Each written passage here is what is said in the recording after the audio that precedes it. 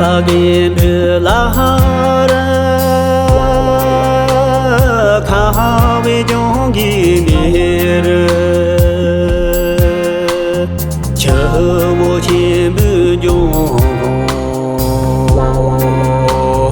Domar Peki Paya Konkara Chela Chate Junge lage zale chide tebe chante onje da ni chiri zela chante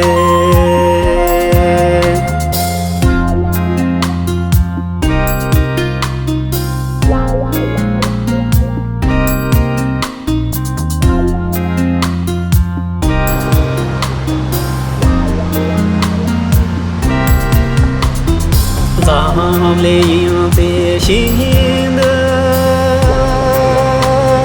Roya Tami Paya Kori Tovi Koshi Tangi Te Chapusa Mayana Konjo Techo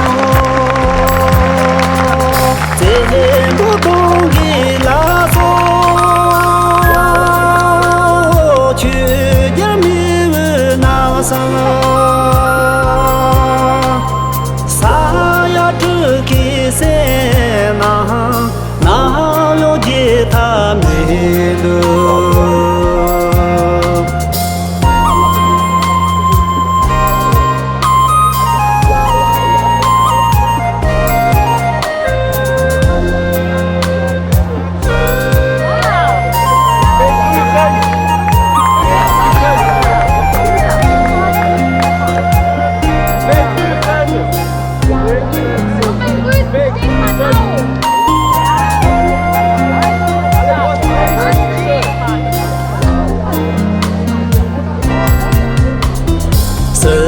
Again, Lahara Kahawe Jongi Nere Chamo Chimbu Jongo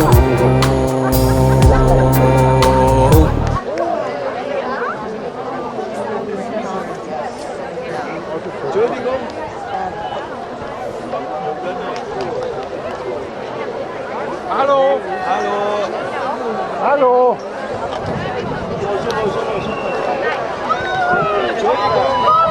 Hinsetzen!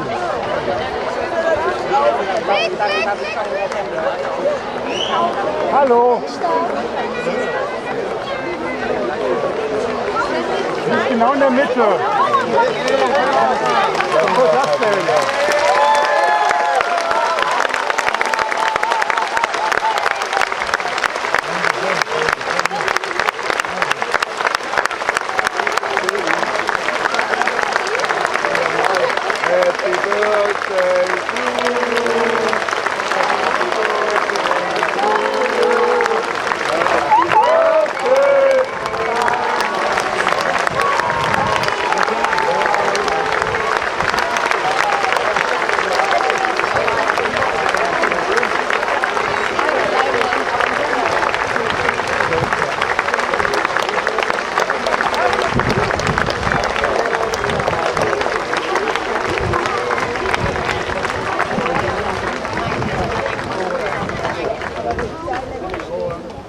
Könnt ihr nicht zur Seite gehen, bitte?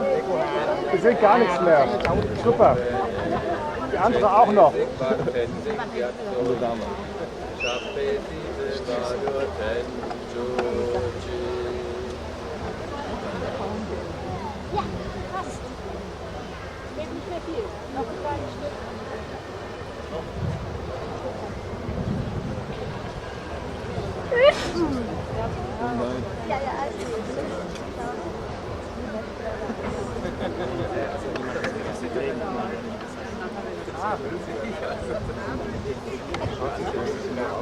Ja, ich habe schon.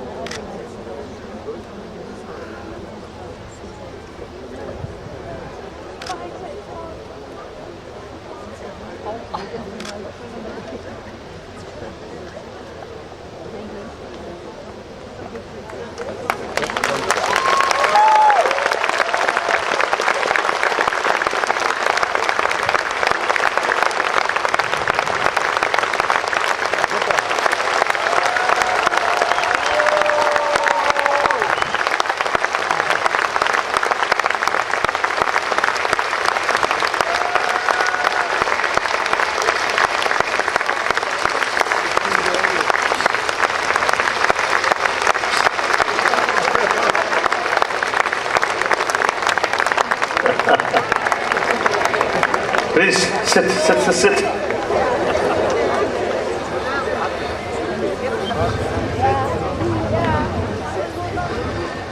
Liebe Freundinnen und Freunde, die Sie heute hier alle in den Kurpark in Wiesbaden gekommen sind, ich möchte Sie im Namen des Vereins Freunde für einen Freund, die den diesjährigen Besuch seiner Heiligkeit zum Anlass seines 80. Geburtstags organisiert und ausgerichtet haben, sehr herzlich willkommen heißen.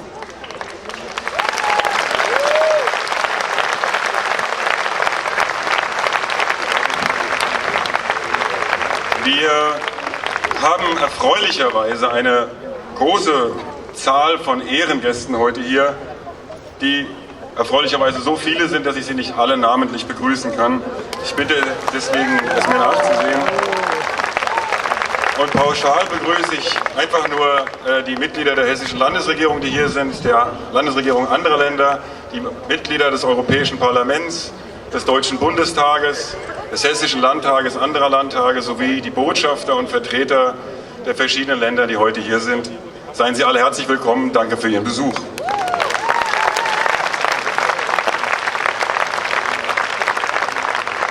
Namentlich möchte ich nur die 3 Gastredner begrüßen, die im Anschluss ein Grußwort an seine Heiligkeit richten werden.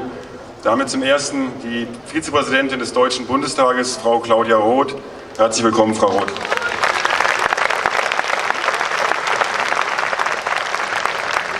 Dann haben wir den Bürgermeister der Stadt Wiesbaden hier, Herr Arno Gossmann. Herzlich willkommen, Herr Gossmann.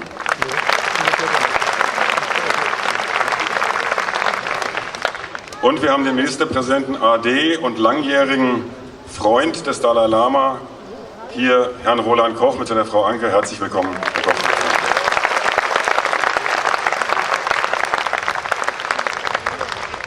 Ich möchte mich bei all den Genannten und auch den pauschal Genannten bedanken, dass Sie heute hier sind und mit Ihrer Präsenz zeigen, welchen Stellenwert seine Heiligkeit der Dalai Lama hier in Hessen hat. Und dass er in Hessen als Freund willkommen ist und das nicht erst seit gestern, sondern seit inzwischen über 20 Jahren. Das ist ein kräftiges und starkes Signal, das Hessen hier in die Welt setzt. Und wir haben vor 10 Jahren den 70. am gleichen Ort gefeiert und wir sind jetzt mit unserem Verein zum 2. Mal da und feiern den 80. und freuen uns darüber sehr.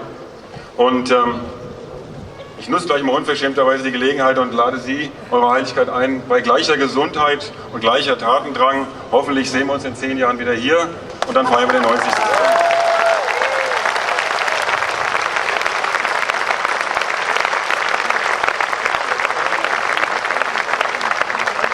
Bei aller Freude ist es aber auch immer so, dass man die Dinge bedenken muss, die im Umfeld eine Rolle spielen. Und wie es gestern so treffend in der Zeitung Die Welt stand, das Phänomen Dalai Lama. Wir haben einen der beliebtesten Menschen dieser Welt, über alle Religionen, über Ländergrenzen, über soziale, über kulturelle Grenzen hinweg. Einer der beliebtesten Menschen und trotzdem jemand, der von vielen Politikern, Staatsoberhäuptern und anderen Menschen nicht empfangen wird, weil er Probleme mitbringt, in seinem Gepäck, die man danach mit der Politik von China hat und die man möglicherweise mit wirtschaftlichen Nachteilen hat, die viele vermeiden wollen. Und das ist irgendwie für uns immer wieder ein ganz schweres Los zu sehen, der Mensch, der so beliebt ist und der Mensch, der da doch nicht getroffen werden will. Was fasziniert uns? Uns fasziniert seine persönliche Glaubwürdigkeit die wir in vielen kleinen Momenten erlebt haben und die uns immer wieder inspiriert haben. Das, was er uns allen so ans Herz legt, dieses Mitgefühl, diese Authentizität, diese Aufrichtigkeit, die lebt er jeden Tag und die können wir jedes Mal beobachten und die ist jedes Mal auf Neue eine große Inspiration für uns. Sei es der Busfahrer, der ihn vom Flugzeug in den Flughafen bringt und bei dem er sich bedankt, den er in Augenhöhe wahrnimmt und dem er mit Achtsamkeit und mit Mitgefühl gegenübertritt. Und auch all die anderen Menschen, die sonst von uns oder von mir oder von anderen Menschen so oft übersehen werden, das können wir, das kann ich von ihm lernen. Und diese Authentizität, dieser Einklang von Sagen und Tun, das zu erleben, ist, glaube ich, das, was viele von uns an ihm so fasziniert.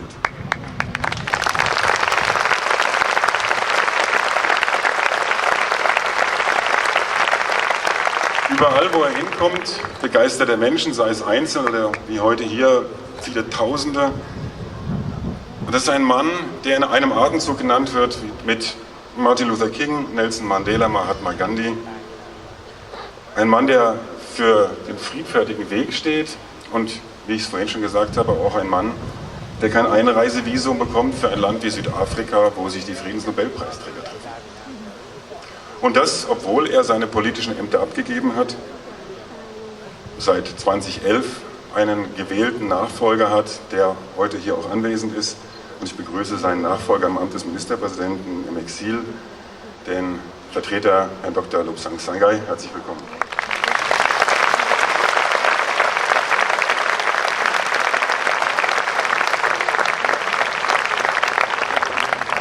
In einer Zeit, in der wir weltweit über 60 bewaffnete Konflikte haben, 30 Millionen Menschen auf der Flucht sind und überall Krisenherde entstehen, ist der Dalai Lama ein Sinnbild für den gewaltfreien Weg. Und wir sollten uns alle dafür einsetzen, dass der Mann, die Person, die Identifikationsfigur für den gewaltfreien Weg und das Erreichen seiner Ziele auf friedlichem Weg nicht der Einzige ist, der mit diesem Ziel in einer gewaltreichen Welt scheitert. Das wäre das Falsche und das wäre ein verheerendes Signal. Und so wie es Herr Koch vor 10 Jahren gesagt hat, der Weg des Dalai Lama, dieser friedliche Weg, muss belohnt werden. Und wenn wir jetzt zurückkommen, die 10 Jahre, die vergangen sind inzwischen, war noch nicht ganz der Lohn, den wir uns vorgestellt haben, aber ich sage mal so, dass wir heute alle hier sind und diesen Weg begleiten und mit ihrer Gegenwart und ihrer Anwesenheit das unterstützen, das sollte vielleicht ein kleiner Lohn von uns, ein Dankeschön sein und ihn ermutigen, diesen Weg stellvertretend für uns alle weiterzugehen.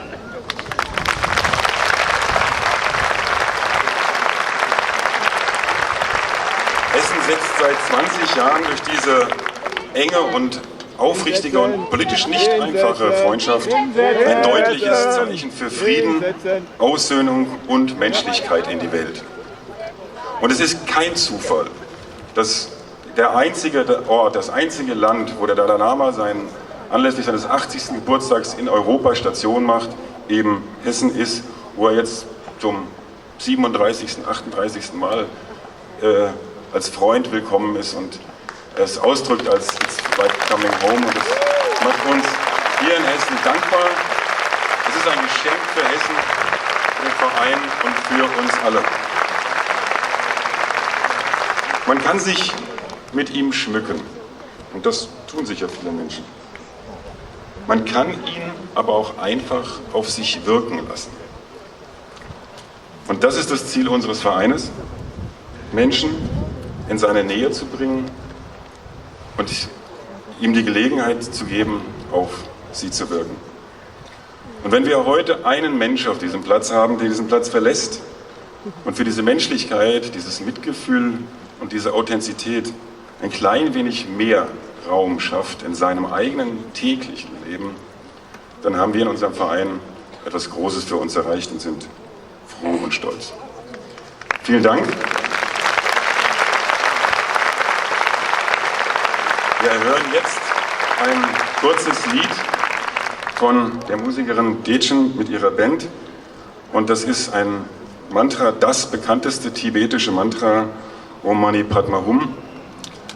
Es ist ein Mantra, um Mitgefühl im Herzen zu entwickeln, und das wollen wir jetzt für den Dalai Lama anstimmen, und wer möchte, kann mitsingen, denn er sagte gerade eben in der Pressekonferenz, von Happy Birthday hat er jetzt genug, hat er seit 20. Juni gehört, und deswegen gehen wir jetzt über zu einem buddhistischen Mantra. Viel Spaß dabei.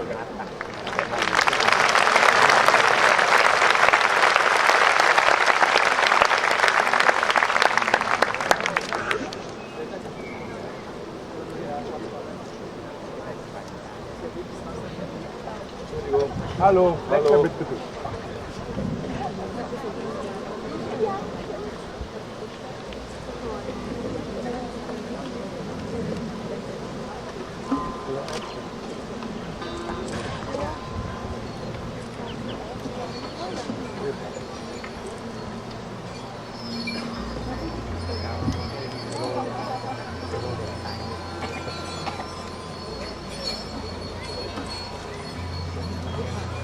Trong cái rừng bờ chì cho là nghe cứ tự suy nghĩ trong cái rừng bờ chì con nó để chụp hình là về tem để chế độ nghe thành tâm mi mát rồi hiện giờ là anh ôm anh bên mà hông kì anh ngã chỉ thèn kì anh trong cái rừng bờ chì nghe những thà bên đấy anh có thể sao bên đó là bên mà làm sôi.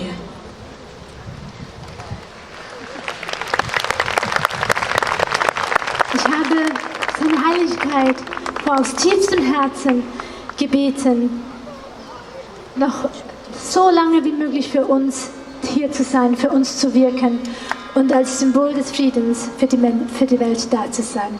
Wir möchten gerne das Om Mani Padme Hum Mantra für seine Heiligkeit darbringen, und da müsst ihr jetzt wirklich ganz, ganz stark eure Stimme geben, damit seine Heiligkeit wirklich spürt, dass wir diesen Wunsch wirklich auch ganz stark ausdrücken. Om Mani Padme Hum. Om, bitte sagt das einmal alle miteinander. Om Mani Padme Hum. Nochmals bitte. Om Mani Padme Hum. Das sind die 6 Silben des kraftvollen Mantras des Mitgefühls. Seine Heiligkeit ist für uns die Verkörperung von Bodhisattva Avalokiteshvara, dem Buddha, der das Mitgefühl sämtlicher Buddhas manifestiert. Die Männer können ein ganz schönes, tiefes Om Mani Padme Hum singen, und die Damen können mit mir die Melodie singen, bitte.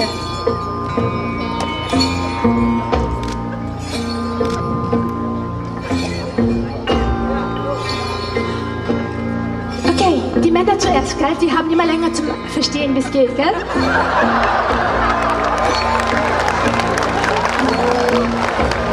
Mani Padme Hum, Om Mani Padme Hum, Om Mani Padme Hum, Om Mani Padme Hum. Und die Damen?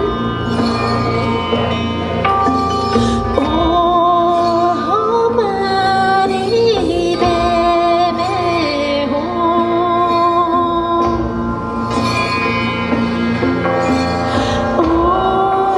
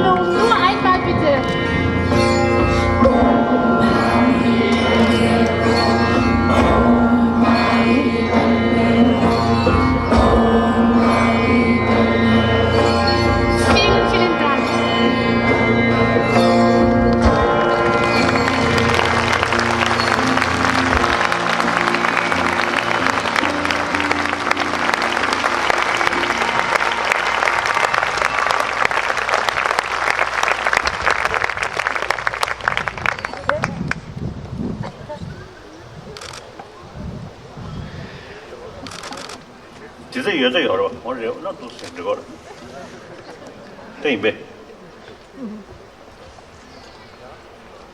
因为我是长个没事都是在那样还就是真的挺压抑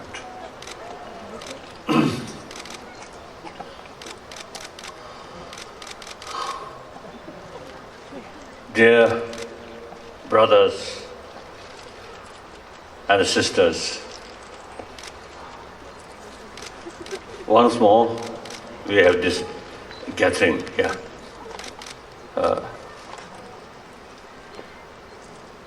So this place is something quite close in my heart because of the people really showing genuine warm feeling. So I consider the warm feeling is the basis of trust.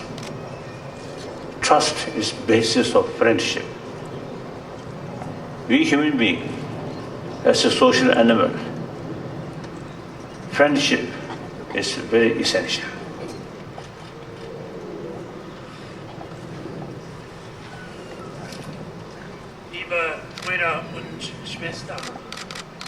ein erneutes Mal haben wir die Gelegenheit, uns hier zu treffen. Und dieser Ort, an dem ich schon einmal gesprochen habe, ist mir besonders ans Herz gewachsen. Warum? Weil er ein Ort ist, wo ich auf Menschen treffe, auf Sie treffe, die ein echtes, warmes Herz, eine echte Anteilnahme und Freundschaft zeigen. Und ein solches warmes Herz ist die Basis für Vertrauen. Und Vertrauen ist die Basis für Freundschaft. Wir als Menschen sind soziale Wesen. Wir sind auf diese inneren Werte, auf dieses Vertrauen angewiesen. So. Then you see the environment here. Really green, fresh. This also, you see, give us conviction, more conviction. Our environment is so important.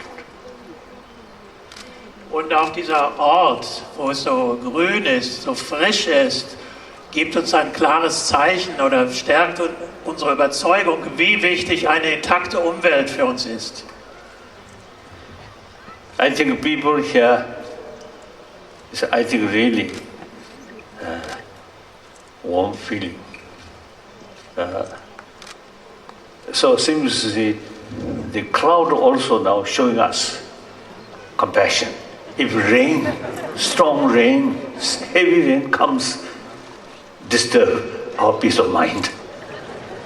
Und weil so viele Menschen hier sind mit so einem warmen Herzen, scheinen auch die Wolken Mitgefühl mit uns zu haben und es jetzt nicht heftig herabregnen zu lassen, was uns sicher stören würde.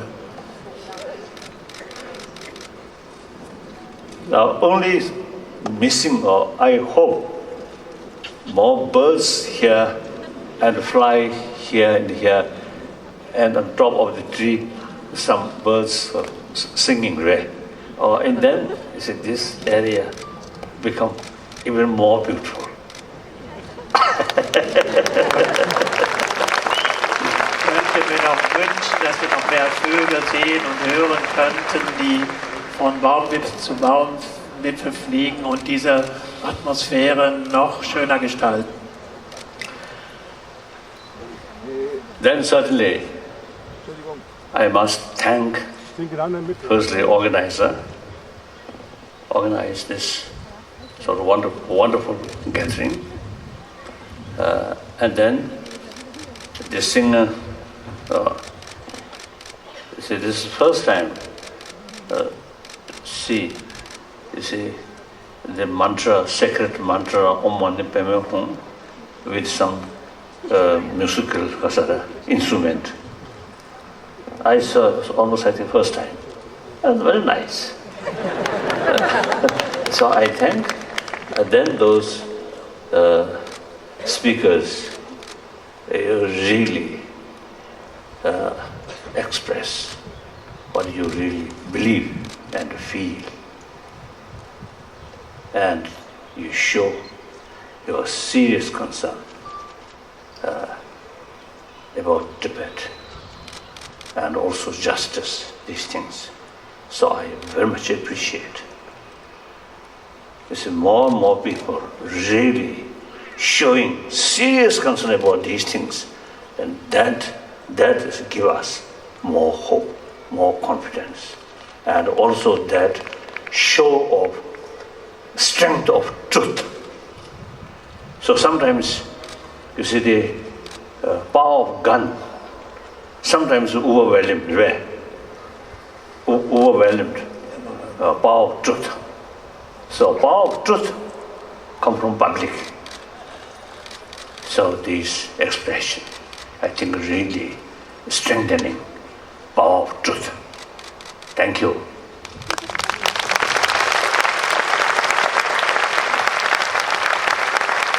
Then also,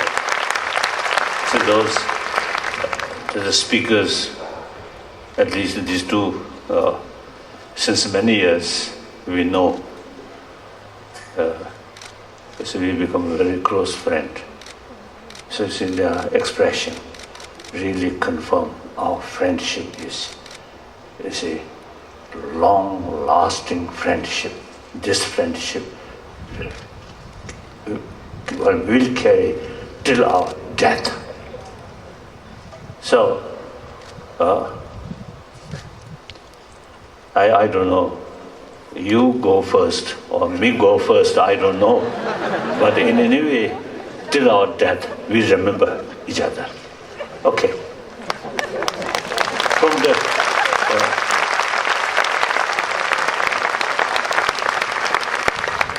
From the ancient Indian sort of tradition or school of thought, you see, we believe life after life. So in that case, our friendship, not only this end of this life, but also will carry next life or several next life, like that. So I really appreciate.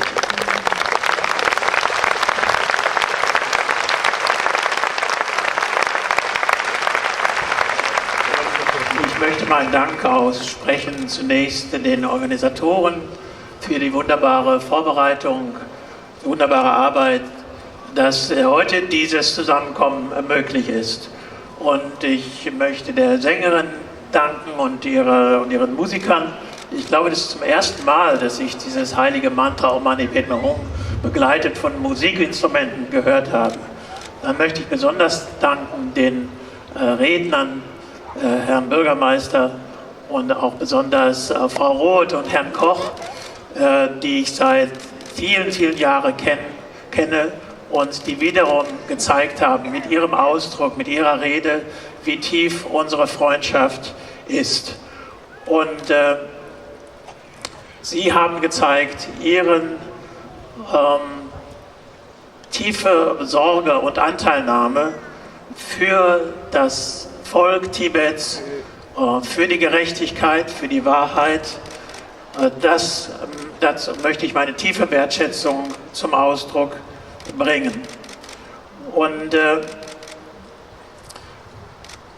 Sie haben mir wiederum auch mit Ihren Reden und mit Ihrem Ausdruck gezeigt, dass unsere Freundschaft eine verlässliche und eine dauerhafte ist und dass wir einander trauen können und dass wir insbesondere auch trauen müssen der Kraft der Wahrheit und der Gerechtigkeit. Heute in der Welt scheint es, dass die Kraft der Gewehre häufig stärker ist als die Kraft der Gerechtigkeit und der Wahrheit. Aber nicht nur Sie als Redner, sondern Sie alle, die hier gekommen sind. Die Öffentlichkeit zeigt, dass Ihnen die Kraft der Wahrheit wichtiger ist als die Kraft der Gewehre und der Gewalt. Deshalb möchte ich Ihnen allen, die Sie hergekommen sind, von ganzem Herzen dafür danken. Was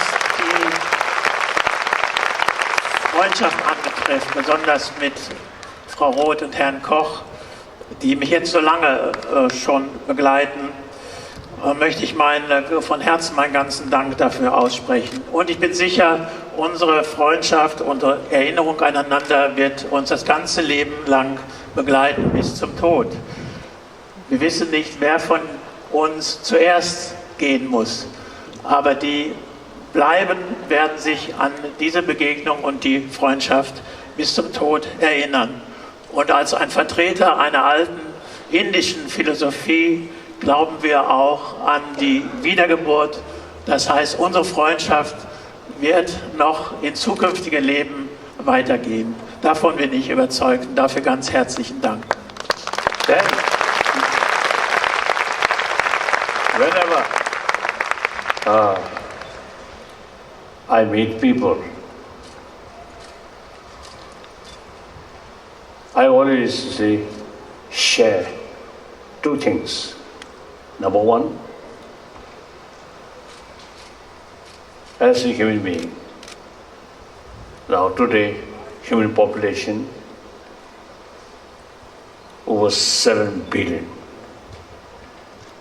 All 7 billion human beings, mentally, emotionally, physically, we are same. Then everyone want happy life. Everyone have the right to achieve happy life. Then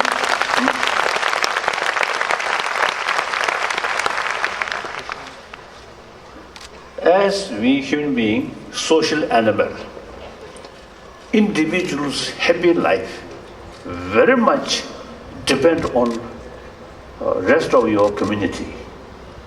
Then today's reality, not only community level, but also humanity level.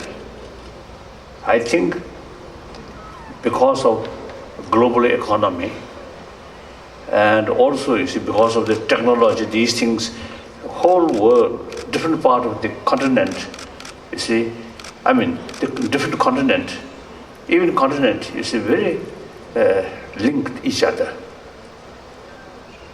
And then on top of that, the global warming. Now there are no national boundary, no religious, different faiths boundary. Now the reality, we really become one human community. So I feel many problems which we are facing today is actually due to lack of awareness of that reality. We still, you see, thinking, old way of thinking, you see, on the basis of country or different nationality or different country and different faith. Within 7 billion human beings, we divided many parts, and that developed strong sense of we and they. That is the basis of concept of war. Destroy them is victory of we. Reality that completely now gone. It's destruction of your enemy, your neighbor as an enemy, actually destruction of yourself. So I always express my admiration, the spirit of European Union. You German, one important sort of leading nation of European Union. I think wonderful. In the past, you see, among the member states of European Union, in the past, for example, French and German, it's a fight, killing each other. I think in German mind, kill more French, you feel your victory. Similarly, French, I kill more German or French, they feel, oh, I kill 1,000 German, 100,000 German, and become a hero. I think that is now old thinking. one time von Weizsäcker, she told me, von Weizsäcker I consider, not only my friend, but I consider as a tutor of quantum physics. So I received many occasions explanation about quantum physics. So he once told me, in 1990s, you see, he told me, when he was young, German eye, French is their enemy. And similarly, in French eye, German is their enemy. Now that kind of sort of, attitude completely changed. That's in 1990s. So I really admire. Now, unfortunately, now at this moment, the money, euro, the Greek sort of crisis a little bit there. I pray these we will solve. The spirit of the European Union must keep very important. That not only European continent, but also you see show the rest of the world. See, we can develop, we can build union. I think I always wish or pray the African Union start, Arab Union start, then many man-made problems will reduce. Then eventually some big union in Asia. Wonderful. So you are the example, century-old fighting, killing each other. But according to reality, you see, you can work together for common interest. Wonderful.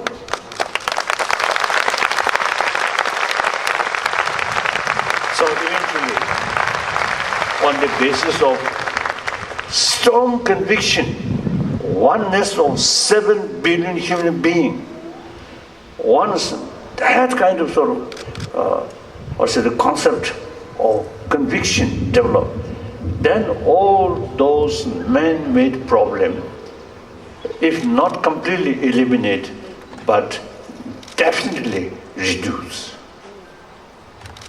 So my number one commitment is promotion of the sense of oneness of 7 billion human beings.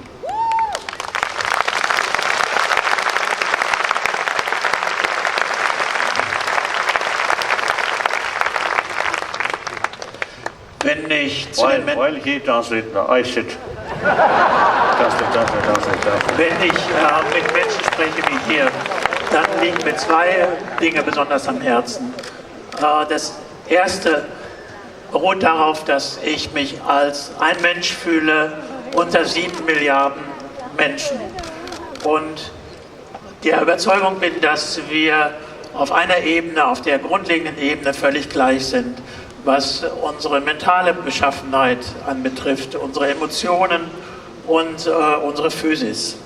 Und wir alle möchten ein glückliches Leben und jeder von uns hat ein Recht, ein glückliches Leben zu erreichen. Als menschliche Wesen sind wir soziale Wesen. Wir leben in einem sozialen Zusammenhang. Das heißt, die Beschaffenheit der Gemeinschaft als Ganze betrifft uns, jeden Einzelnen als Individuum.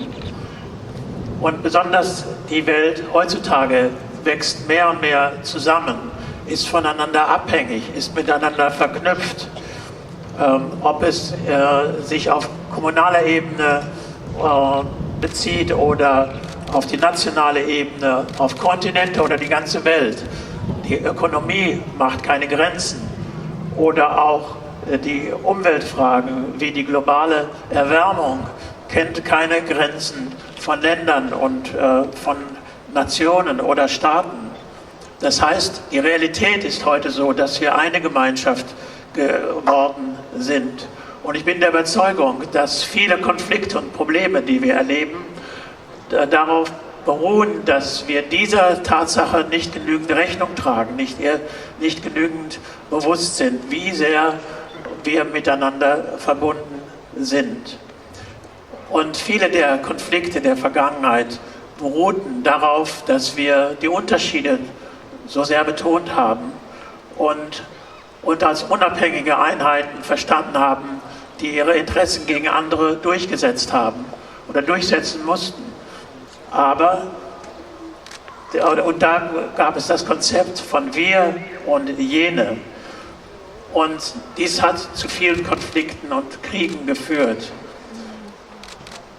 Und wir dachten dann, wenn eine Seite gewonnen hat, dachte sie, wir haben gewonnen, ich habe gewonnen, wir haben gewonnen. Aber tatsächlich ist es heute so, dass mit dem Verlust oder mit dem Gewinn, dem eigenen Gewinn, dem Verlust, den man dem anderen zugefügt hat, der anderen Seite zugefügt hat, auch sich selbst einen Verlust zufügt. Und aus dieser Erkenntnis sind positive Entwicklungen entstanden, etwa in Europa, der Aufbau der Europäischen Union, was ich sehr, sehr bewundere.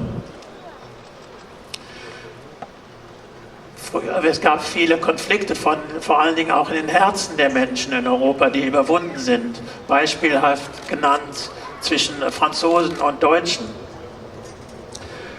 Karl Friedrich von Weizsäcker, der größte Physiker, von dem ich einige Stunden bekommen habe in Bezug auf Quantenphysik, sagte einmal zu mir bei einem solchen Gespräch, das war in den 1990er Jahren, dass in der Generation seiner Eltern Franzosen und Deutsche von ganzem Herzen als Feinde gegenüber standen und sich diese Haltung komplett verändert hätte, sodass Franzosen und Deutsche sich als Freunde empfinden.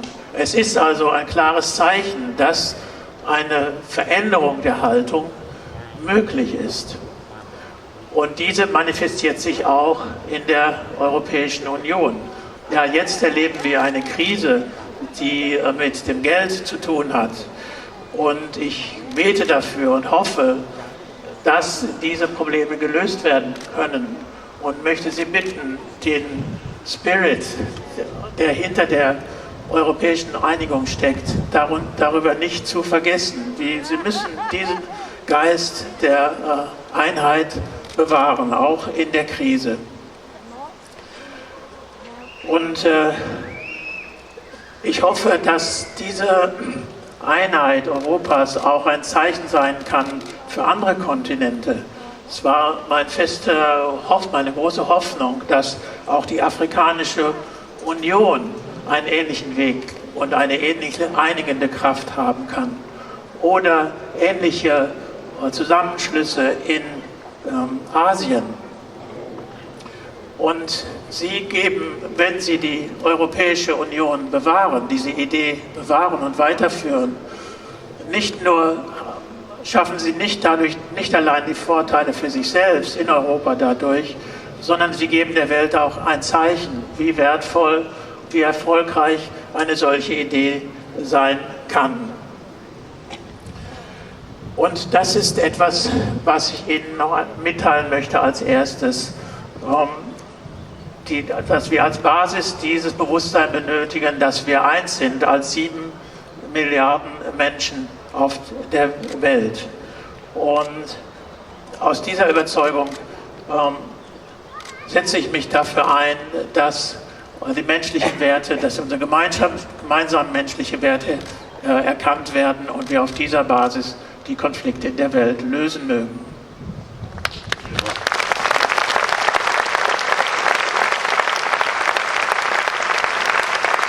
Now, translator, sit.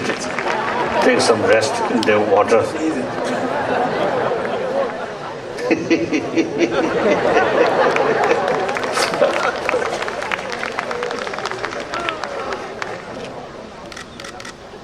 So, when I talk with the public, I always consider myself another human being.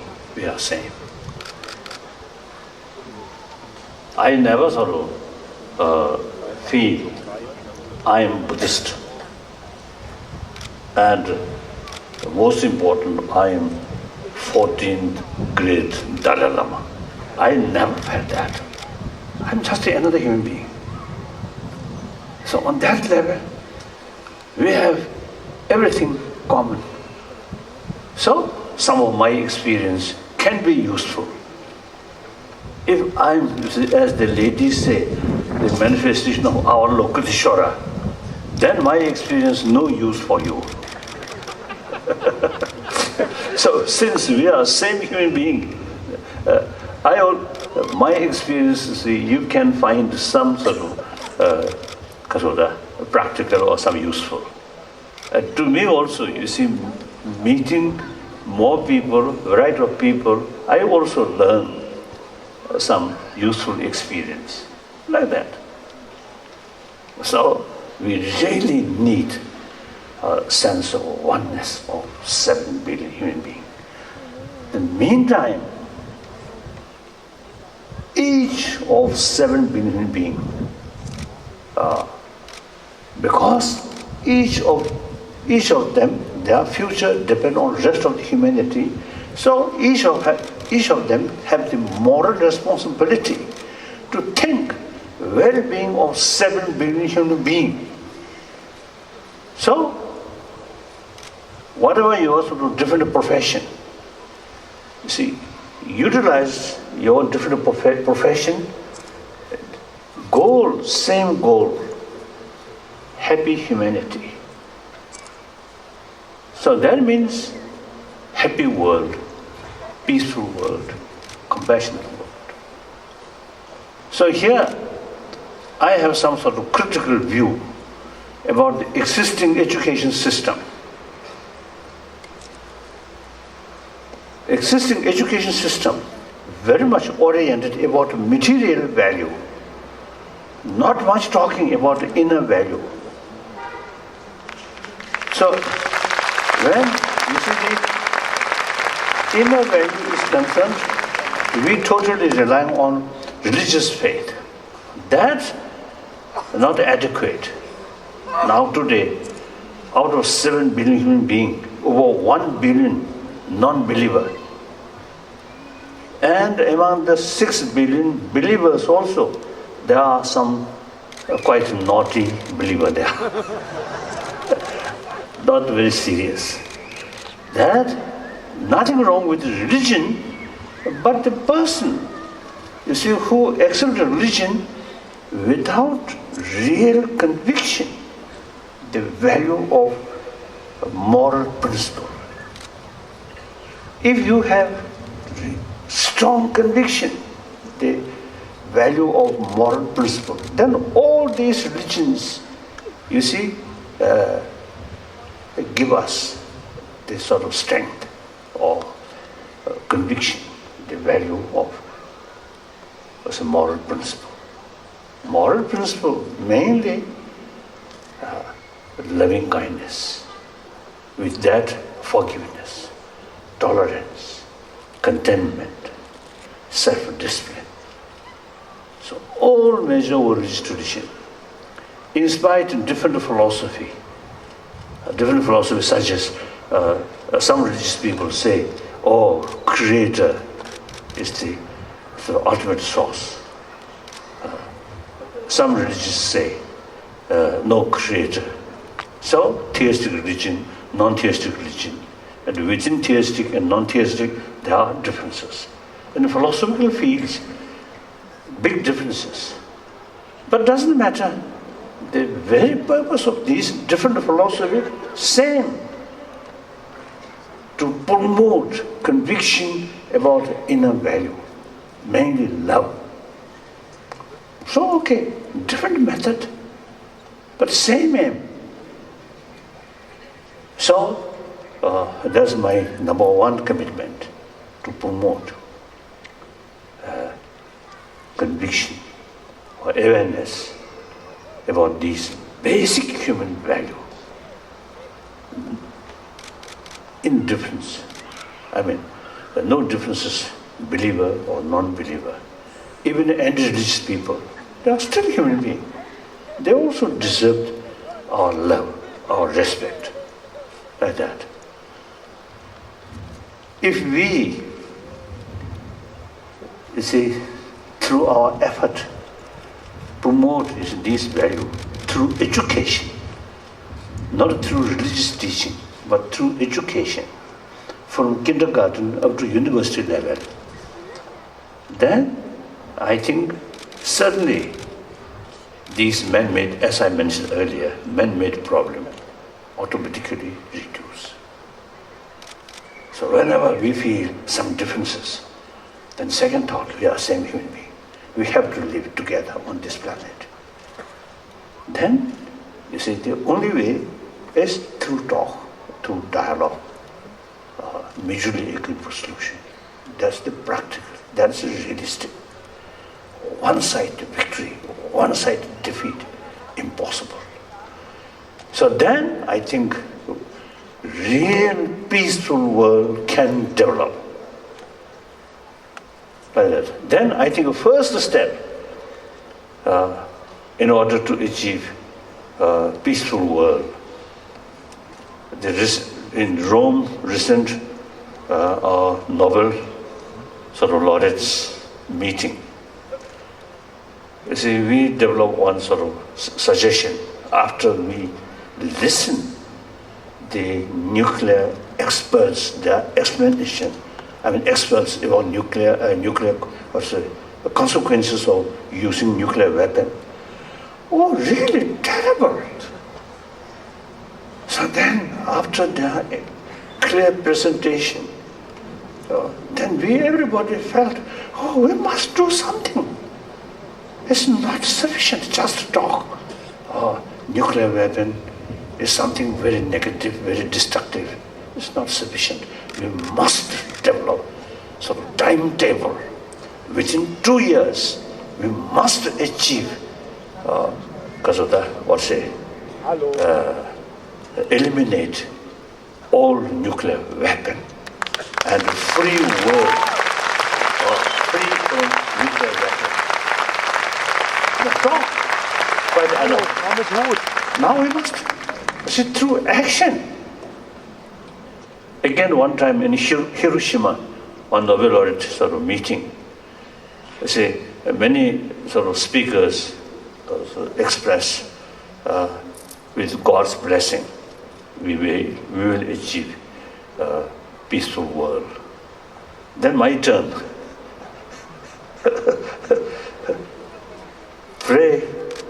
Prayer to God will not bring peace. Because, you see, peace only materialize or achieve through our action, not just appeal to God. Logically, you see, who creates violence? Who creates war? We human beings, not God. If God creates, then appeal to God, please bring peace. But since this violence, war, created by we human beings, so we must make effort, you see, to reduce this violence and finally genuine peaceful world. It's our responsibility. And in order to create a peaceful world through inner peace, not through weapon or tight control, through inner peace. Firstly, individual inner peace, individual inner peaceful individual, then family level, then community level, through that way, global level. So education, I feel, key role.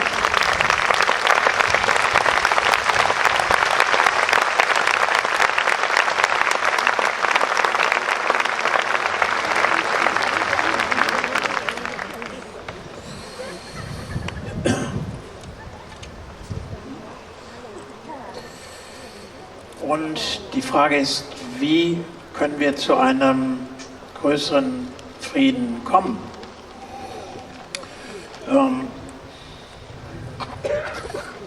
Und ich sagte schon, es geht davon aus, dass wir uns als Teil der Menschheit verstehen, als eins mit der Menschheit. Und wenn ich zum Beispiel hier spreche, ich fühle mich niemals ich spreche nicht mit dem Gang, ich bin Buddhist. Schon gar nicht denke ich bin der 14. Dalai Lama, sondern ich spreche zu ihnen als ein anderer Mensch. Und es gibt diese Ebene, wo wir uns untereinander verstehen können, trotz aller Differenzen. Wenn ich Avalokiteshvara wäre, der Gott des Mitgefühls, wie es in dem schönen Lied zuvor gesungen wurde, was könnte ich Ihnen dann an Erfahrungen mitteilen? Nur auf der Ebene, dass wir Menschen sind unter Menschen, auf dieser Ebene, wo wir gleich sind, können wir unsere Erfahrungen so austauschen, dass wir voneinander lernen können. Und ich bin überzeugt, wir brauchen dieses Bewusstsein für die Einheit von 7 Milliarden Menschen heute umso mehr. Und als einer von diesen Menschen lastet oder ist bei jedem die Verantwortung vorhanden, sich dafür einzusetzen, dass dieses Bewusstsein gestärkt wird. Und deshalb möchte ich Sie auch ermutigen, in Ihrem jeweiligen Umfeld, in Ihrem jeweiligen Beruf, wo immer Sie tätig sind, diese Haltung in sich selbst zu tragen und diese Haltung auch anderen Menschen zu vermitteln. Also dies ist der Weg, von dem ich denke, dass er zu einer friedvollen Welt führen kann. Und dies ist besonders wichtig in unserem Bildungssystem. Ich höre häufig Klagen, dass unser Bildungssystem zu großen Wert auf materielle Werte legt und zu wenig Aufmerksamkeit den inneren menschlichen Werten gibt. Es sind aber diese inneren Werte, die wir nötig haben als Menschheit und als friedvolle, glückliche Menschheit. Und ich bin umso mehr überzeugt, dass diese inneren Werte nicht die Domäne der Religion vorrangig sind. Auch aus ganz realistischen Gründen. Unter den 7 Milliarden Menschen, habe ich gehört, sind 1 Milliarde Menschen, die Religion ablehnen oder die mit Religion gar nichts zu tun haben. Und auch unter denen, die sich zumindest formal einer Religion zugehörig finden, gibt es immer noch eine Vielzahl von sehr unangenehmen Zeitgenossen, wie wir alle wissen. Wir benötigen also in den Religionen selbst auch einen höheren Stellenwert für moralische, für ethische Werte. Und die Religionen sind dazu da, diese grundsätzlichen Werte zu stärken. Sie kommen aber nicht ursprünglich aus den Religionen selbst oder sind nicht nur die Domäne der Religion. Es geht also darum, dass wir dieses Bewusstsein stärken in uns selbst, in unserer Erziehung und dass wir Methoden anwenden, um sie zu entwickeln, auch außerhalb von Religionen. Wenn die Religionen diese Aufgabe nicht mehr erfüllen können, wie vielleicht stärker in früheren Zeiten moralische Werte zu vermitteln, woher sollen sie dann kommen in unserer Gesellschaft? Und auch in den Religionen selbst gibt es eine Vielzahl von verschiedenen Philosophien, verschiedenen Glaubensformen, die aber alle doch darauf abzielen, diese inneren Werte zu stärken. Werte wie Mitgefühl und Freundlichkeit, wie Toleranz, Genügsamkeit, Selbstdisziplin. Religionen haben dazu unterschiedliche Ansätze. Einige bauen auf dem Glauben an einen Schöpfergott, theistische Religionen, andere nicht. Innerhalb der nicht-theistischen Religionen gibt es auch nochmal Unterschiede. Aber alle diese verschiedenen Philosophien und Glaubensformen haben doch ein gemeinsames Ziel, die genannten menschlichen Werte zu stärken, von denen besonders die Liebe, die Zuneigung zentral ist. Und das ist meine erste Aufgabe, der ich mein Leben widme, diese Werte zu stärken. Und ich versuche dies in Treffen wie hier, darauf aufmerksam zu machen. Und auch möchte ich Sie bitten, sie im täglichen Leben sind wir immer wieder in Konfliktsituationen, in Situationen von unterschiedlichen Interessen. Dann, wenn sie diese Interessen durchsetzen, ihre Interessen, mit einem zweiten Gedanken auch nochmal diese Perspektive einzunehmen, dieser Ebene der Gleichheit, über die ich gesprochen habe. Zu glauben, eine Seite kann gewinnen, die andere Seite kann man besiegen, ohne dass es auch auf ein Selbst zurückkäme, in einer globalisierten Welt, in einer mehr und mehr zusammenwachsenden Welt, ist ein unrealistischer Gedanke. Und natürlich darf es nicht nur bei Lippenbekenntnissen bleiben oder einer wohlwollenden Haltung, sondern sie muss sich auch in unser Handeln umsetzen. Auf einem Treffen von Friedensnobelpreisträgern in Rom haben wir darauf aufmerksam gemacht, nachdem uns präsentiert wurde von Experten, was die Auswirkungen eines mit Atomwaffen ausgetragenen Konflikts wäre, waren wir tief betroffen und erschüttert und sagten uns, wir müssen etwas tun. Und da fassten wir den Entschluss, wirklich Schritte einzuleiten, das in absehbarer Zeit, in 2 Jahren oder in absehbarer Zeit, die Atomwaffen wirklich ganz von diesem Planeten verschwinden. Auch als ich einmal bei einer Gedenkfeier in Hiroshima zugegen war und gesagt wurde, ja, mit Gottes Segen müssen wir den Frieden auf der Erde schaffen, wandte ich ein, als ich redete, dass der Frieden nicht von Gott geschaffen werden kann, sondern es in der Verantwortung von uns Menschen liegt. Ganz logisch.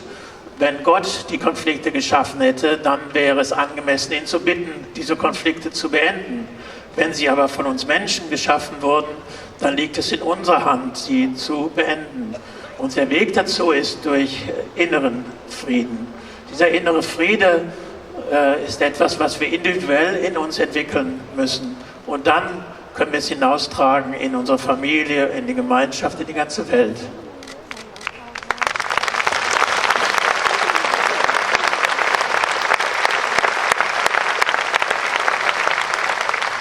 Then second commitment, then I'm sort of carrying second commitment on the level of I'm Buddhist.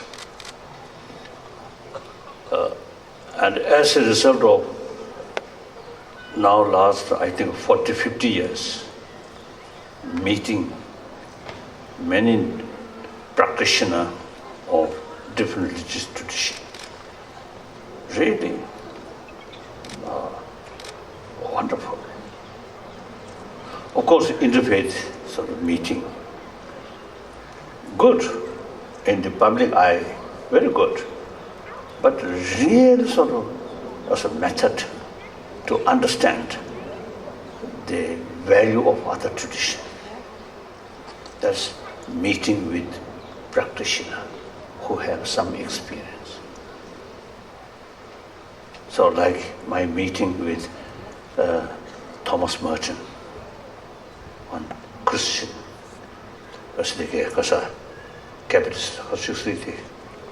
one Christian monk, and then some other Christian. I met different country. Really, one occasion I had opportunity.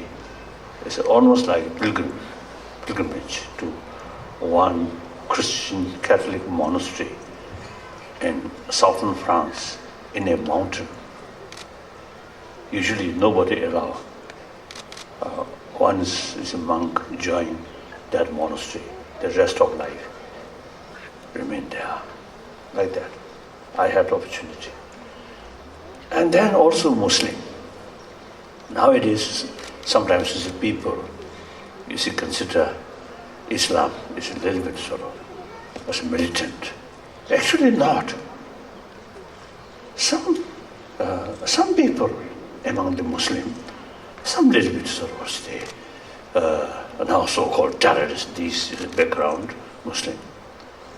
But real sort of Islam teaching. Same practice of love. So those Muslim practitioners, they should extend their love towards entire creature creature of Allah. And the very meaning of jihad is not harming other, but combat with your own destructive emotion. So wonderful. I have many Muslim practitioners, wonderful people.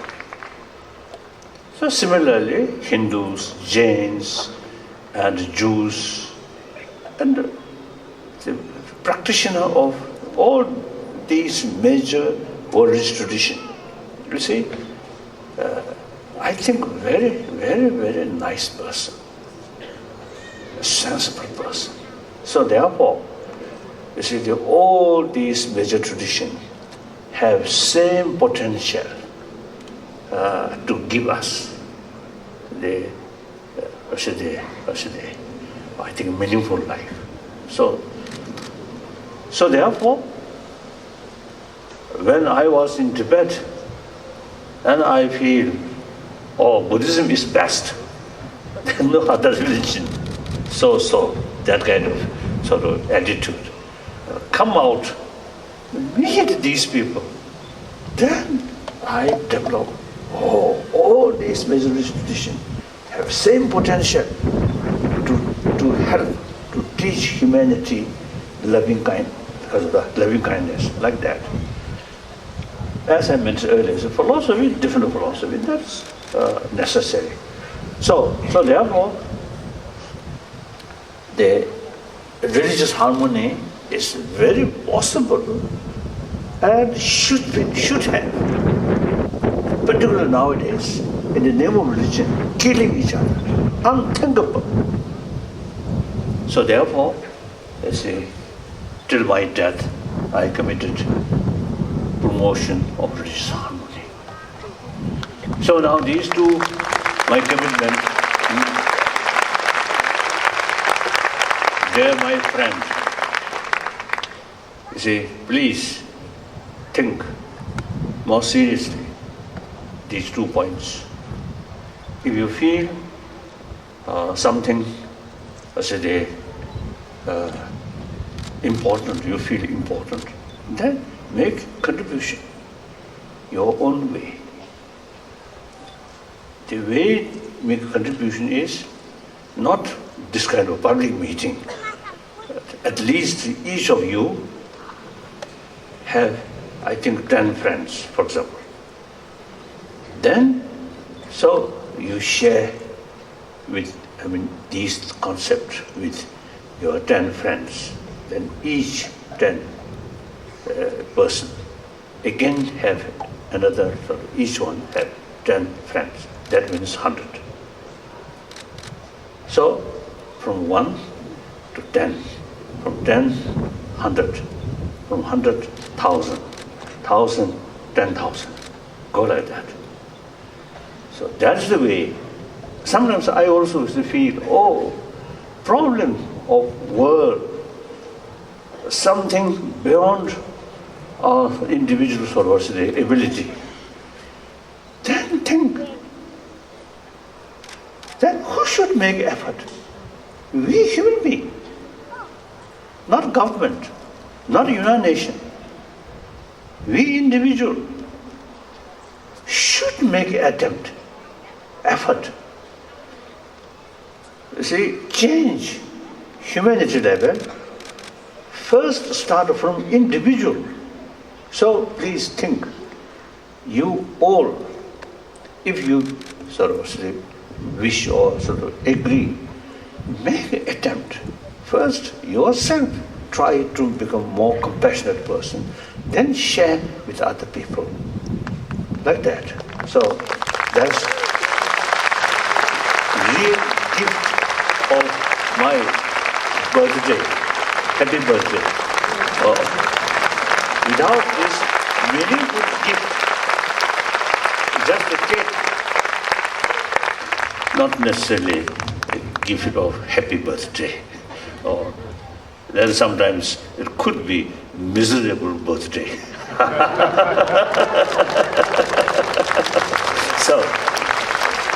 So the last 2 weeks in India and also in England and also in America, everywhere now my friend used to express, happy birthday, happy birthday. Then some people ask me, what do you want a gift as a happy birthday present? Because a present, chada, gift. Oh. Then I told you, if you keep some warm-heartedness here and make a contribution, other people, that's the best gift. Thank you. Now, afterwards, you see, I would like to take some questions. So please prepare microphone. Translate. Meine zweite Aufgabe, der ich mich gewidmet habe im Leben, betrifft das Verhältnis unter den Religionen. Und hier spreche ich besonders in meiner Rolle als Buddhist. Und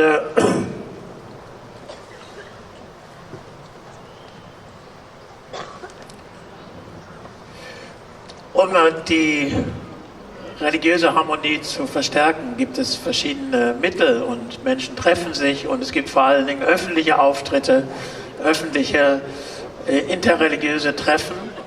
Das ist sehr gut.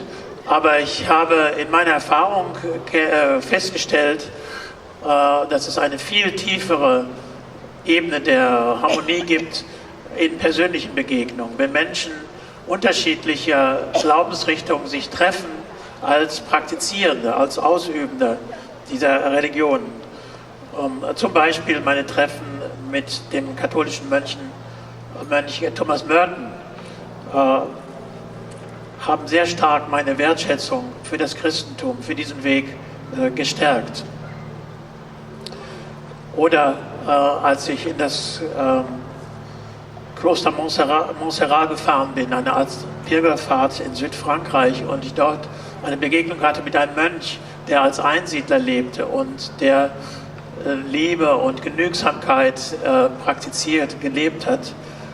Das hat mich tief bewegt und ich sehe das Gleiche auch, diese gleiche tiefe Spiritualität, Religiosität, wenn ich mich mit praktizierenden anderen Religionen treffe, wie des Islam.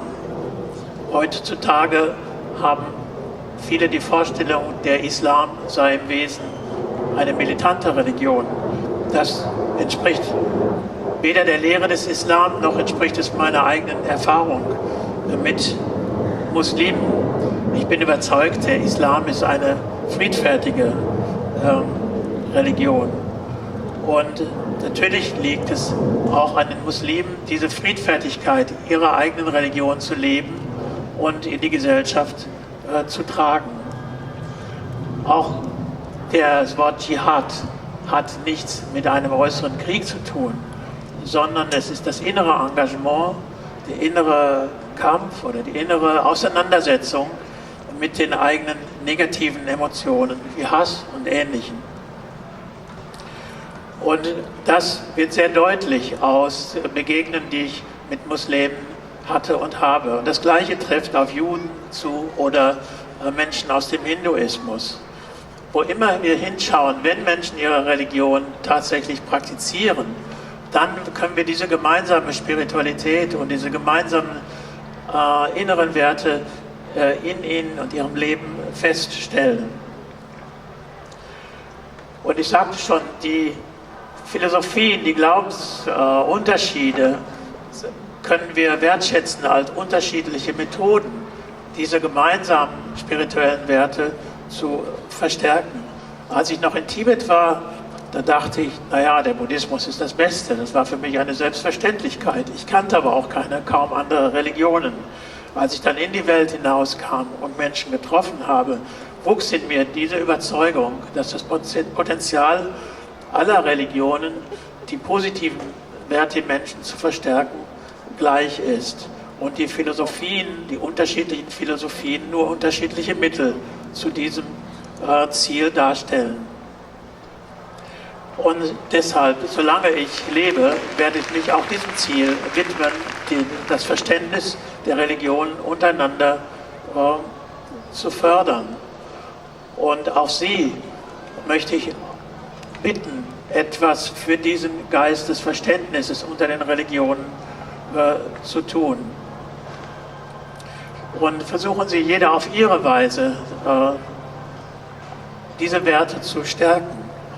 Nicht durch öffentliche Auftritte, wie ich es hier mache, sondern in dem Umgang mit anderen Menschen im täglichen Leben. Versuchen Sie etwas von diesem Mitgefühl, von diesen menschlichen Werten in sich zu stärken und dann auch in Ihr Handeln, in die Begegnung mit anderen Menschen einfließen zu lassen. Und dann ist es eigentlich eine einfache Rechnung von einer Person. Jeder hat vielleicht 10 Freunde und Menschen in seinem direkten Umkreis. Da geht es auf diese 10, von diesen 10 auf 100, auf Tausende. Und so können diese menschlichen Werte in unserer Gesellschaft insgesamt gestärkt werden. Wo ist der Weg? Er muss von uns selbst, von uns Einzelnen ausgehen. Und so liegt es an unserem eigenen Engagement. Das Potenzial ist in uns allen vorhanden. Es liegt an unserem eigenen Engagement, diese Welt zu einer besseren zu machen. Ja, auch ich bin häufig pessimistisch, wenn ich mir den Zustand der Welt anschaue, die Entwicklung, dass ich denke, man kann nicht viel machen und ich neige zu einem Pessimismus. Aber dann sehe ich auch dieses Potenzial und ich weiß, dass Menschen sich ändern können, wie ich es zuvor auch schon dargelegt habe, wie wir es aus unserer Geschichte auch tatsächlich gesehen gelernt haben. Und es hängt also von uns selbst ab. Deshalb, wenn Sie damit einverstanden sind, möchte ich Sie bitten, es selbst auch zu versuchen. Werden Sie selbst zu einer mitfühlenderen Person und handeln Sie aus diesem Geist in Ihrem täglichen Leben. Und damit würden Sie mir auch ein wirklich bedeutungsvolles Geschenk machen. Ein wirklich bedeutungsvolles Geschenk machen. Ja, sonst kann man sich Happy Birthday wünschen und einen glücklichen Geburtstag, aber es könnte auch ein miserabler Geburtstag sein, wenn wir uns selbst nicht in einer positiven Weise verändern und wenn Sie nicht auch Ihr Engagement zeigen, Ihre Bereitschaft, diese Werte zu entwickeln, die mir so am Herzen liegen, wenn Sie mir wirklich ein Geschenk machen möchten. Und ob es in Europa ist und in Amerika, häufig bin ich gefragt worden nach dem, was ich mir wünsche zum Geburtstag. Und ich gebe genau diese Antwort. Versuchen Sie, diese Werte, über die ich spreche, in sich selbst zu entwickeln. Versuchen Sie, sie zu stärken. Das ist das schönste Geschenk, was Sie mir machen können. Und damit ganz herzlichen Dank. Und jetzt ist noch Zeit für ein paar Fragen.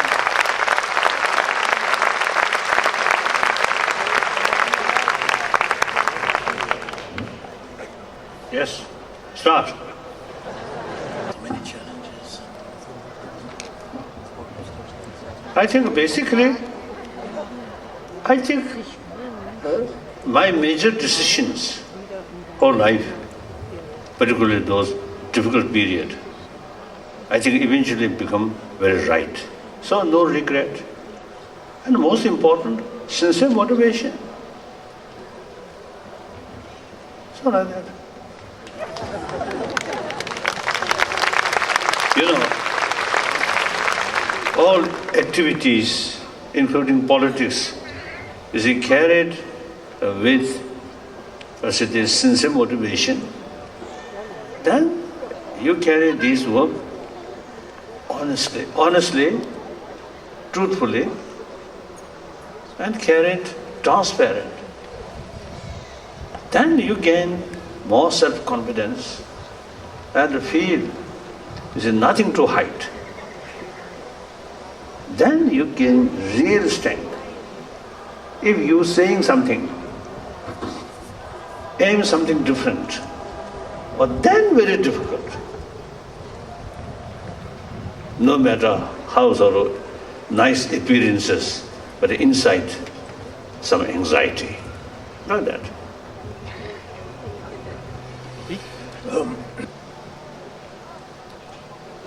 Oh yes, certainly. You see, within my lifetime, I think world generally also, I think, change for better. And then China, People's Republic of China. Today's China, compare 30, 40 years ago. You see, already much changed. The number of Chinese now who have the opportunity to hear the complete sort of information and also have the opportunity to see the reality. In the past, it's a tight control, heavy censorship. Then, you see, the people inside China, see, they do not know what's the reality. So now that even if some hardliner want to control censorship through censorship, but now impossible with modern technology. And then also it's a large number of student. I think in China and in America, I think over 200,000. I think students from China and many places, many countries. Students there. So, and then tourists. So through these wider contact, so getting more awareness, reality. So many Chinese now they realize, you see, their policy. Now, for example, I think 4 years ago, about 5 years ago, you see, we noticed, you see, about 1,000 articles in Chinese language, wrote by Chinese, about 1,000 articles. All articles fully support and sympathetically about our sort of way of approach. And very critical, their own government's policy, particularly policy regarding so-called minority, like that. And then also, you know, China, Buddhist number in China now, over 400 millions. So year by year, increasing. So these Chinese Buddhists, they really showing interest about Tibetan tradition, which directly come from Nalanda, and also over 1,000 years, we keep using this knowledge through rigorous study, like that. So things are changing. But still, totalitarian system is difficult to predict.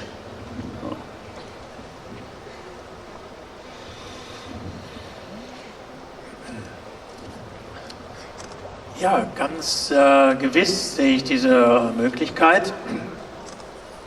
Sufficient time to investigate these things.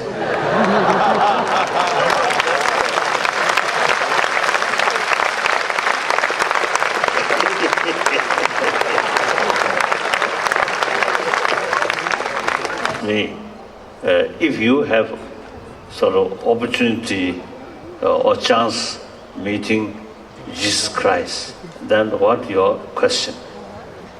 Someone has asked me that. Then I have one question. If Jesus, you see, opportunity meeting Jesus, then I will ask him, what is God?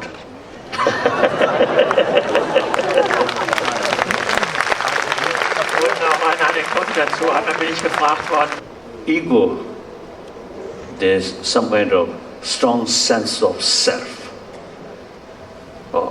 or sense of strong self. Itself, say, not bad. It is necessary. Now, two types of sort of egoistic attitude. One, ego, say, you think only yourself. You see, no concern about other. And worst, in order to fulfill your own certain goals, you see, exploit other, take advantage, and then worst, killing other. That kind of ego is negative. But then you see strong sort of, what's the motivation to serve other people, to other-centered being. And your body, speech, mind totally dedicate well-being of other. For such practice, you need what's the sense of strong self, full courage, determined. So there are different types. And then this, of course, all major religious tradition, you see, carry the teaching to reduce negative sort of ego feeling and increase positive ego feeling. But then I make also the effort to reduce destructive sort of egoistic attitude, increase positive egoistic sort of attitude, use human intelligence, and mainly use our common sense, common experience. Common experience means we all come from our mother. We all survived by mother's affection, including mother's milk. So we all have this sort of seed of affection. Then scientific finding. Constant fear, constant anger, these very much related with negative ego feeling. I, no, like that. So anger, hatred, fear, actually eating our immune system. So, other hand, you keep warm-heartedness, taking care of well-being of other. That gives you inner strength. That brings peace of mind. That very, very helpful for our health. Like that. So, without talking religion, or without talking about next life, simply how to build happy this life and happy society. So mainly utilize common sense, human intelligence. We have the ability to see long-term interest. Animal, not. Like that. Okay. So now here, it is quite useful to study, I usually call map of emotion. Ancient Indian psychology, very rich, including Buddhism. There's a lot of explanation about human emotion, human mind. So sometimes I, with respect, I express the modern psychology, compare ancient Indian psychology. The modern psychology looks like kindergarten level. The ancient Indian psychology is really highly developed. So, take not part of religion, take as a sort of academic subject, study, very important. Then we can make more sort of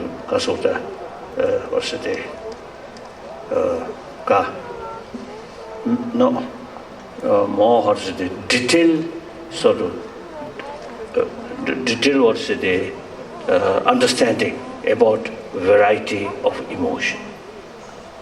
For example, when we say anger or ego, usually we consider negative.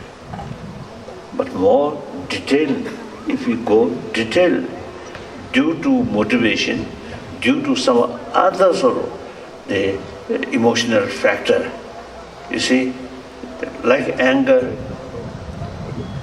itself negative, but due to some other sort of emotion, such as serious concern of well-being of other, then you see sometimes anger is come. You see, anger motivated by compassion or sense of concern, that kind of anger is positive. So there are many different sort of, or say the definitions already, or different sort of types like that.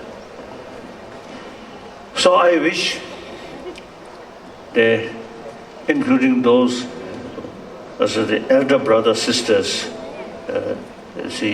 pay some attention or start a new class and consider oneself as a student and study more. I, now 80 years old person, I consider myself as a student. Whenever I have opportunity, I study like that.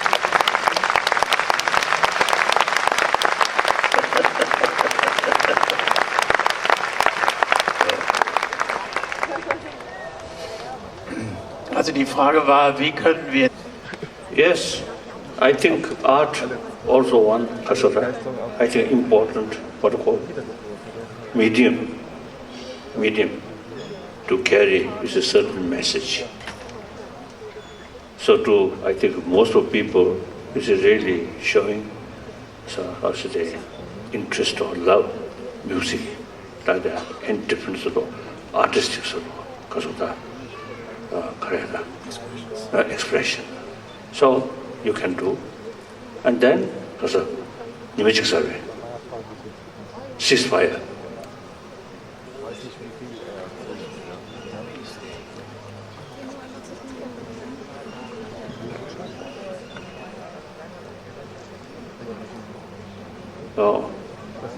Some kind of, because of the ceasefire, whole world. I don't know. We are very sincere motivation, but some people, I don't know. So these, I think, people who really, you see, carrying some negative sort of action, bloodshed, you see, in the name of faith. I think those are the problem of violence in the name of religion. Perhaps I think we have to make distinction.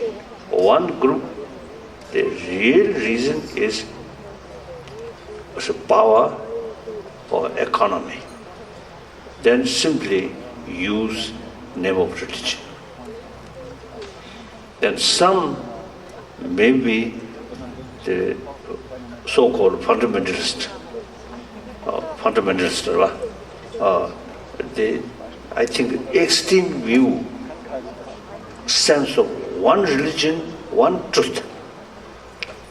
So, although all religions, that kind of the attitude there, one sense, the sense of one truth, one religion. Your religion is one truth, one only truth and only religion. Now that, even you see, the last 2,000 years, over 2,000 years, already there are different religions there. I think in India, over 3,000 years, some religious sort of tradition start. with philosophy. Then Middle East, Zoroastrian start. And also Egyptian civilization, there are also some sort of spiritual thing. And Persia, ancient Persia also you see, have some sort of spiritual traditions there. So it's reality. So according to the reality, there's no other way except, you see, concept of several truth, several religion there. So these are, I think, due to lack of, because of the closer contact. So I see, these days, several occasions I express some sort of like interfaith meeting, and then should include such as those terrorists, Muslim terrorists, Shia and Sunni, bring together and to cool down their too much sort of emotion, cool down, then talk. But yours effort is wonderful. But how much achieve, I don't know.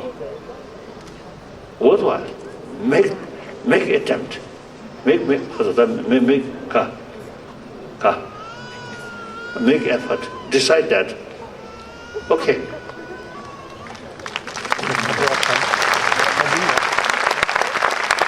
Thank you. Our life. Happiness. Reason. This is reason quite simple. Future, no guarantee. But we live on hope. No guarantee, but still we hope something good things may happen. So if that hope lost, then that very mental attitude shorten your life. And a person who totally lost hope, then even the suicide also, you see, take place. So therefore, we can say the purpose of our life is happiness. So then happiness, there are many different levels. Some, the happiness including next life. I think the reality, I think most people, I think their real concern is happiness of this life. So that's certainly majority. Even those religious believers, you see, they occasionally they feel, oh, next life, heaven or hell. Also, you see, Buddhist, you see, limitless lives. So ultimately, salvation. You see, we are, so occasionally we remember these things, but day-to-day life, I think most of the religious people also is concerned about this very life. And then, no question, non-believer. So therefore, you see, it is everybody's interest build happy world. That's directly linked individual's happy life. That God or different religion, these are individual business, personal business. Happy world is our common sort of goal. You see, one time, you see, for example, recently, Bishop Tutu, you see, came to my place in India, and we spent 4 days some discussion, some sort of conversation in the bazaar, in front of television, like that. So then, the Bishop Tutu, of course, since many years, you see, we very close friend. We always teasing each other. He often used to describe me, mischievous Dalai Lama. So then I turned mischievous Archbishop. So then the point is, you see, he mentioned in our conversation, he will reach heaven. So Dalai Lama go somewhere.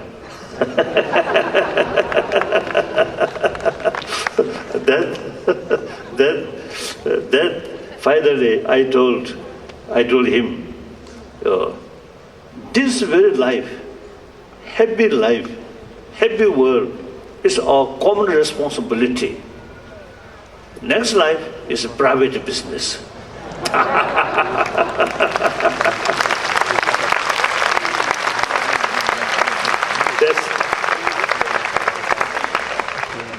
Yes, question now. Oh, then I think already past 4. So I think only 2 questions now, 2 questions. One from here, one there. Only now 2 last questions.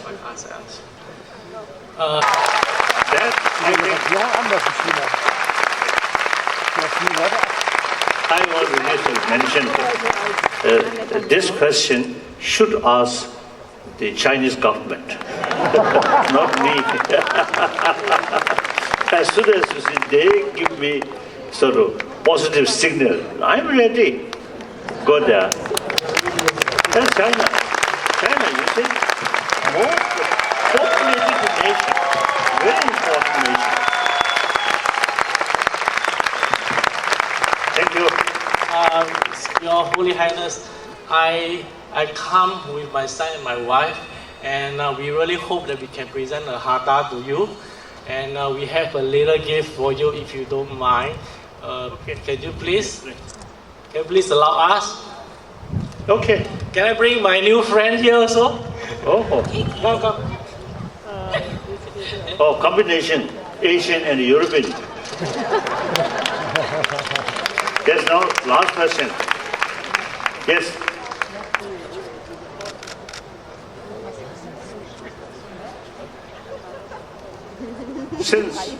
Since I think the last about 10 years, with help of some scientists, some educationists, mainly in America, we already start research work,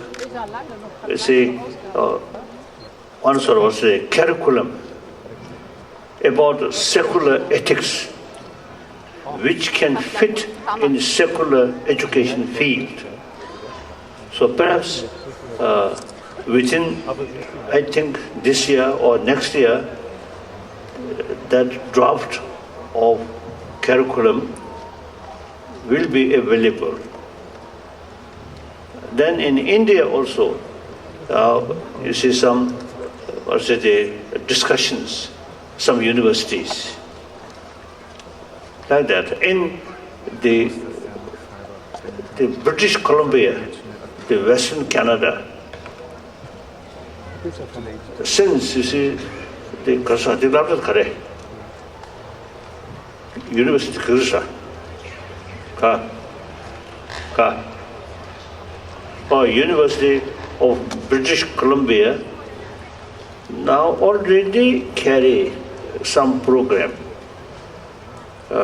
So as a matter of fact, is the British Columbia sort of province, they formally decided all school within the province should include moral education or education of warm-heartedness, strictly secular way. Now I want to make clear here, secular, in the West, some my friend Christians, some friend Muslim, they have some sort of reservation, the concept of secular. In India, over 3,000 years, the concept of secular there, and according to Indian understanding, secular means respect all religions and also respect non-believer. Modern India, modern India, their constitution actually based on secular concept. So according to Indian understanding, not at all secular means disrespect religion, little bit distance from religion, not that. So when I say secular, it's according to Indian understanding, respect all religion and also respect non-believer. That's something very, very practical. And today's world, that's I think very relevant. We need some sort of explanation, the meaning of secular. When India, you see, got independence, India, over 1,000 years, multi-religious nation or multi-religious continent. So therefore, you see, the secular is very, very relevant to that country. So the independence of India comes, then very constitution also is based on secular concept, like that. Okay, now, goodbye. I think, you know, last night, yesterday, I fly from New York, about 7 hours. So whole last night is not proper sleep. So now I feel little sort of sleepy. So now I'm thinking one shower and sleep. So you, my brothers, sisters, also I think should have, you see, at least 7 hours sleep. I think 4 hours, 3 hours, I think too little. So don't spend much nightclub. Short period, and then come back, sound sleep, that's much better. Eure Heiligkeit, vielen Dank.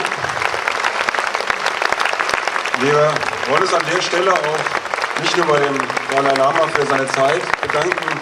Er hat, wie er mir selber gesagt hat, heute Nacht nur 2 Stunden geschlafen, deswegen hat er es verdient, jetzt nach Hause zu gehen. Ich möchte mich an dieser Stelle auch bei den Gastrednern bedanken, bei allen Politikern und allen Gästen, die heute gekommen sind. Vor allen Dingen möchte ich mich aber bei den Mitgliedern des Vereins und ganz besonders bei den Mitgliedern des Organisationskomitees bedanken, die über 6 Monate bis zu 40 Stunden die Woche ehrenamtlich gearbeitet haben. Wir haben enormes geleistet. Katharina Werner, Silke Wiese, Dominik Russler, Christiana Leonhardt, Saskia Dillenburg, Katharina Nauer, Tom Keil, Michael Stein und Thorsten Schulte. Super Job, vielen Dank. Darüber hinaus haben wir ganz viele Helfer gehabt, heute hier 150 an der Zahl. Auch Ihnen und den Einsatzkräften von Polizei, Feuerwerk, der Städte, der Sanitäter und all diesen Leuten, ohne die es nicht möglich gewesen wäre, ganz, ganz herzlichen Dank. Vor allen Dingen aber auch Dank, wir sind einer der wenigen Vereine, die es ermöglichen, solche Veranstaltungen hier mit kostenlosem Eintritt zu machen. Und das geht nur, wenn wir Leute haben, die im Vorfeld großzügig als Freunde und Förderer auftreten und mit großzügigen Spenden uns unterstützen. Das sind all diese Menschen, die mit ihren Gästen hier vorne gesessen haben, ohne die es nicht möglich gewesen wäre, für all diese vielen tausend Menschen diese Veranstaltung zu machen. Und deswegen bedanke ich mich bei Ihnen auch ganz herzlich. Und besonders hervorheben möchte ich da die größten Sponsoren, die Wall AG, die Visag AG, Hitradio FFH, Partyrent, die Agentur Eventquartier, das Hotel Nassauer Hof und die Stadt Wiesbaden und die Kurhaus GmbH. Und last but not least die Hastia Luisen, Mineralbrunnen, die sie heute mit Wasser versorgt hat, kostenfrei. Und die ganz große Bitte, es ging nur mit großen Problemen, die Auflagen, kein Wasser mit reinzubringen, war von der Polizei. Hasja, Luisen hat gesagt, sie geben allen Wasser. Tun Sie mir einen Gefallen, bitte, bitte, nehmen Sie Ihren Becher mit, entsorgen Sie den irgendwo in dafür vorgesehenen Behältnissen, dann haben wir nachher weniger Arbeit. Vielen Dank dafür. Und jetzt kommen Sie alle gut nach Hause. Wir sehen uns hoffentlich in 10 Jahren wieder hier mit dem Adalam Maximilians.